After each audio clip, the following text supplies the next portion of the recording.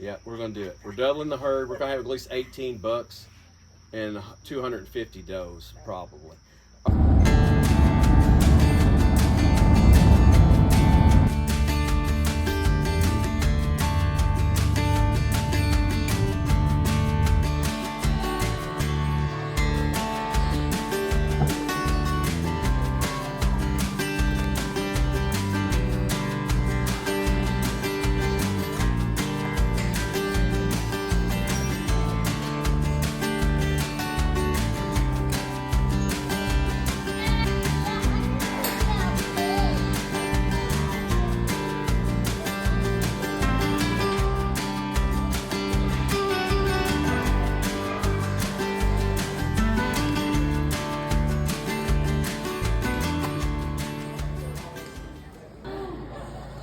All right, here we go. We're at SWODGA. Got the juniors out there in the ring, seeing how they do against really tough competition that weekend.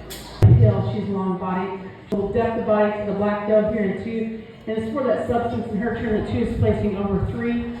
Stick around to the end of the video. Me and the Vice President of Operations have a nice conversation about the ups and downs of showing goats.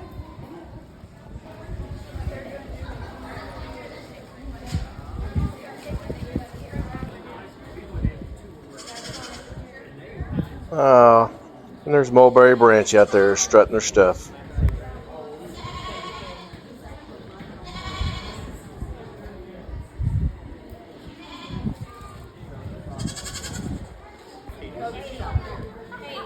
If you're new to showing, just know that the Nigerians normally have the largest number of goats at each show, as you can see in these junior classes. Throughout, gets a lot of points in terms of that general appearance. You're there behind the chime, and then 3.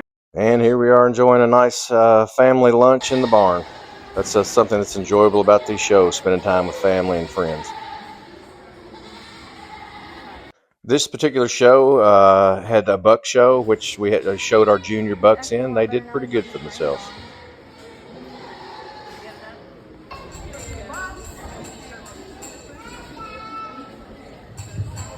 This was an overnight show, or first of the year, and you can see my sleeping arrangements for the night. That's right, slept in the barn with the goats.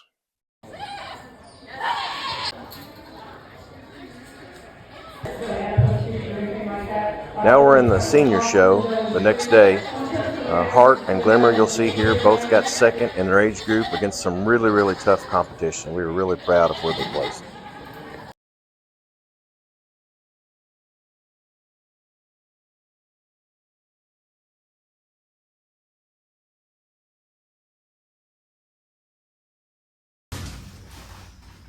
Okay, on to show number 2, the Kentucky Mini Dairy Goat Classic, which we love going to each year.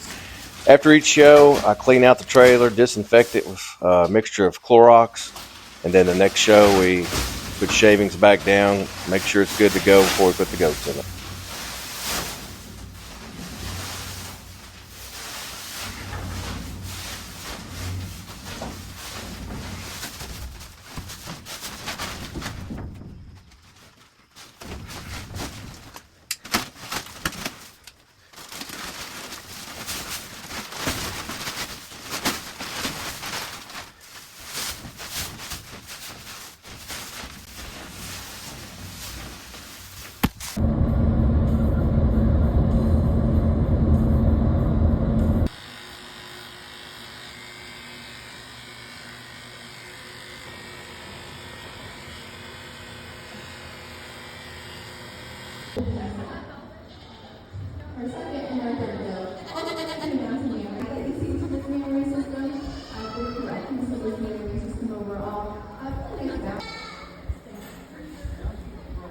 At this show, Glimmer ends up getting a reserve grand.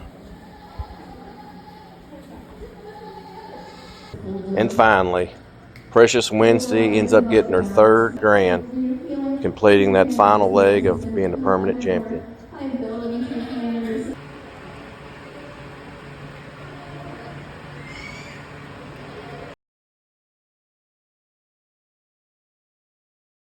All right, so I got the Vice President here with me, and quite honestly, we shouldn't even do this video or I wasn't going to do a video. I actually wasn't even going to do a video of the show just because I figured people were tired of doing the video of the shows. But we did not do that good at SWODGA. We didn't do as good as we wanted to do. I don't think. Well, I don't we think didn't do bad at all. We didn't do bad. We didn't do bad at all. No ribbons. No ribbons, but we placed well. It was a very competitive show with nationally competitive goats, and considering that, I do think we still placed very well. Very large classes. And this is going to sound like an excuse, but it really isn't, and it's something we've learned from. The goats did not eat well. Yes, they just did not look. They did not look good. The Friday before the show, we went to the show on Saturday. On Friday, rained all day at home. They stayed in the barn, even though they were separated from the rest and had feed and hay. They did not eat well. And then Saturday, we get there, and all through they ate some Saturday afternoon, but Saturday night I stayed in the barn with them. They did not eat at all. Yeah. So that was a big problem. They didn't feel as well as they did in the first two shows. But one of the reasons why I wanted to do this video, the last two shows, that show included and one before that, multiple people have come up to me and said, "Well, I'm about ready to give up. We're not doing good at this, or there's no reason to even come to the show because we're not going to win." And that's what motivated me to do this video, especially with the vice president here. I'm maintenance. I don't know all the ins and outs of the show and stuff. There's days where I don't even know what we're doing. I just follow her and the CEO around and scoop up poop. But I talked to those people about this. That's what happens. So the first two shows we go to, we get grands and reserves, and then we run to this show and we come away with, we have good placements but no ribbons. So yeah, it happens to everybody. It does.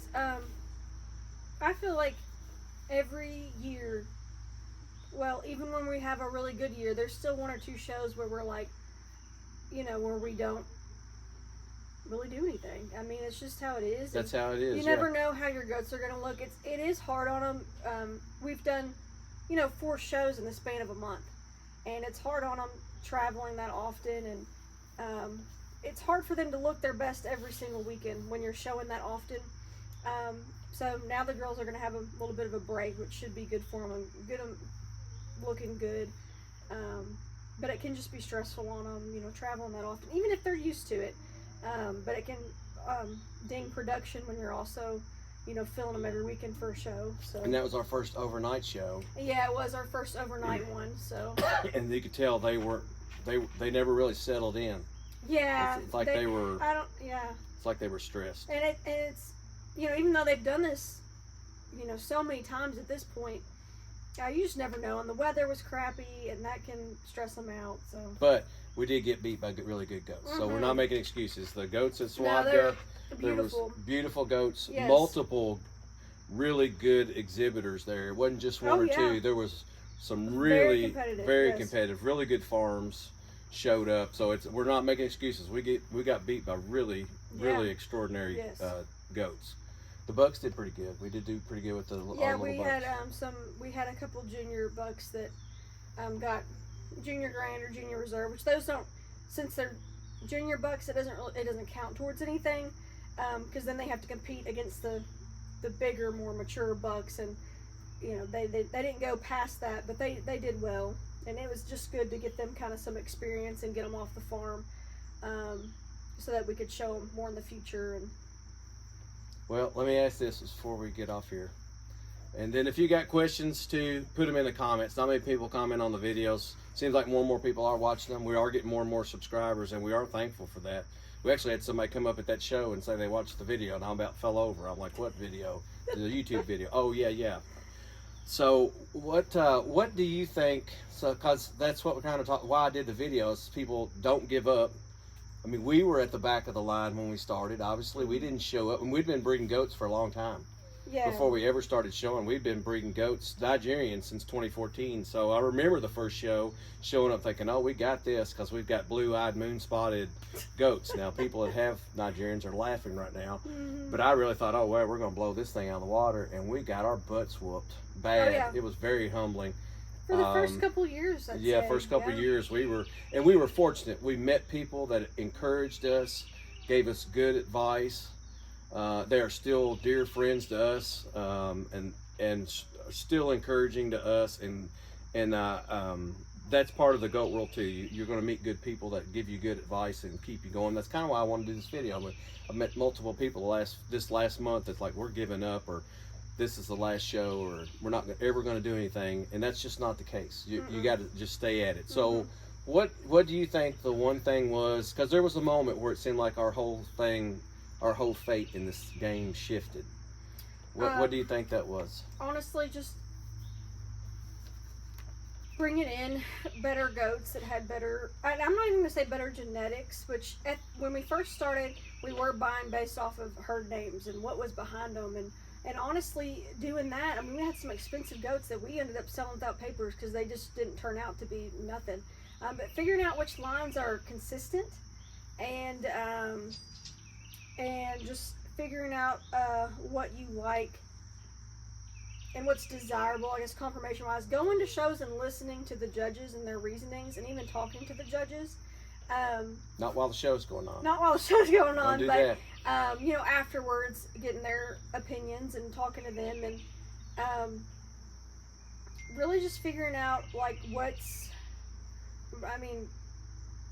selective breeding and for conformational traits, and trying to pair goats together that are going to if you've got one that has a deficiency, pairing it up with another one that will make that deficiency better.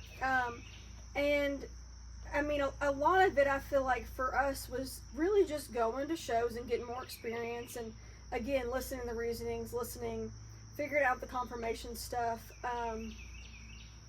And our good friend that we met, I don't even know if I should mention their names because I've not gotten permission to but they were brutally honest with us. They would tell me, I'm always on the sideline handling the goats. He'd be like, well, that one there's got a really good udder, and she should do good. Yes, talking to more experienced breeders too. Yes. Don't be shy, and because they'll, they can help tell you, what's good, what's bad.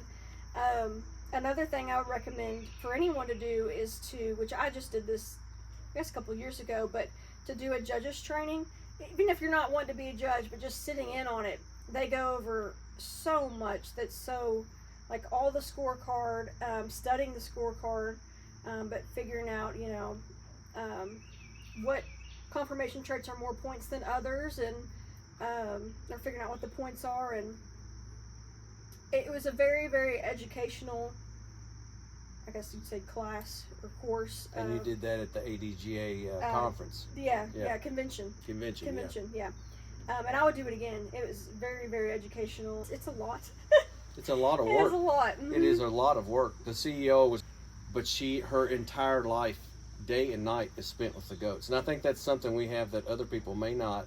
We're at a point in life where that is doable, where she literally, for all day long and night, is out in that barn with those goats every day, and puts all her time and effort into those goats. So there are things that we have that I do think maybe is an advantage over some of the other people that exhibit, is she literally, that's her full-time job, is dealing with the goats. And a lot of people can't do that. And a lot of people can't do that. And I mean, one last thing, we don't, I mean, we put a lot of time into this. You can't take a vacation. We only have a certain, like a 2-week period in the fall where it's the only time we can ever leave the farm because we're milking twice a day.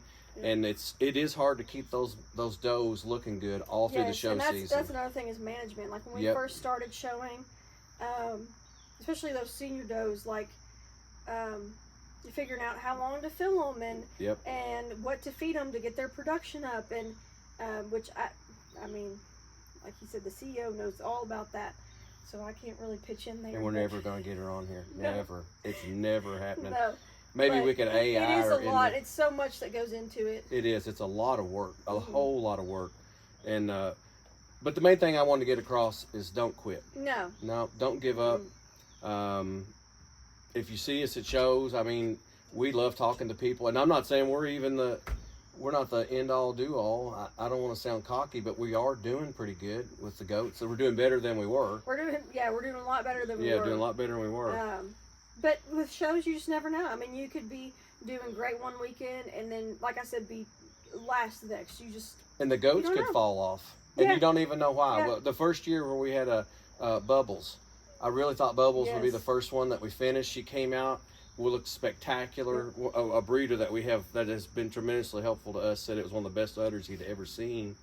And I thought, wow, we've got this. And then we have no idea to this day. She just, in the summertime, production fell. Yeah, we made a mistake and went down to once a day milking, thinking that her kid was still eating off her. Oh, but she that's weaned right. her. Here, weaned her kid. And then last year we were ready to show her again, and then she had a really complicated delivery, and that'll never knock her down. recovered. She never. Yeah, she never recovered. It still hasn't. Yeah, she still has not has recovered. issues. Yes. But yeah, you never know. You just got to keep doing it. Yep. You just got to keep You going. got to keep at it. We are super competitive. I have to say that.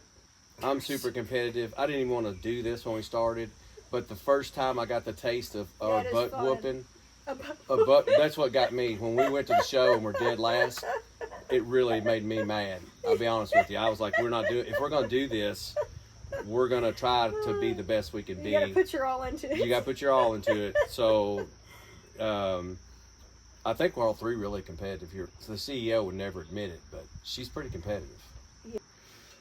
It is fun though. I mean, even when we're at the bottom, like just hanging out with the friends you make and all We that. have met lifelong. We have made lifelong friends and met great, wonderful people doing this along the way. We really have. So even doesn't matter how the show goes, just being able And to we hang out root with for people other and- people. If other people beat us, there's other farms. I mean, we're literally sitting with the same people. I mean, I'm sure Mike Tyson wasn't sitting with Larry Holmes right before the boxing match, hee-hawing around. But in the goat world, you don't even know who that is, but in the goat world, we're literally holding each other's goats, showing for each other, Yeah. and competing against each other. And don't miss out on that part of it. Yeah. Yep. All right, if you got it, we're going to wrap this up. This is actually going. This is pretty good. This is even. We didn't even script this. There's not a teleprompter. We just sitting on the vice president's brand new ranch on her new front porch. Yeah, we're doubling the size of the herd now. We bought another farm, so the herd is literally. So if you thought High Lonesome Hills is slowing down, wrong. We're getting ready to double up the herd. Yeah, I don't think so, but Yeah, we're going to do it. We're doubling the herd. We're going to have at least 18 bucks and 250 does, probably. All right. If you got any questions that we can answer, and put them in the comments. And as you've seen from all the videos, not many people comment, but when they do, I actually respond to it. If it's something I can't answer, the CEO will probably, she feeds me information. She just won't ever get on the videos. I never think that's going to happen. Do you? I mean, this is your first time. You wanted on one. Now you're on one. Yeah, You're going to no, be famous now. yeah, I just haven't had. You're welcome. It's hard to find the time to Yeah. film this. All right, we out.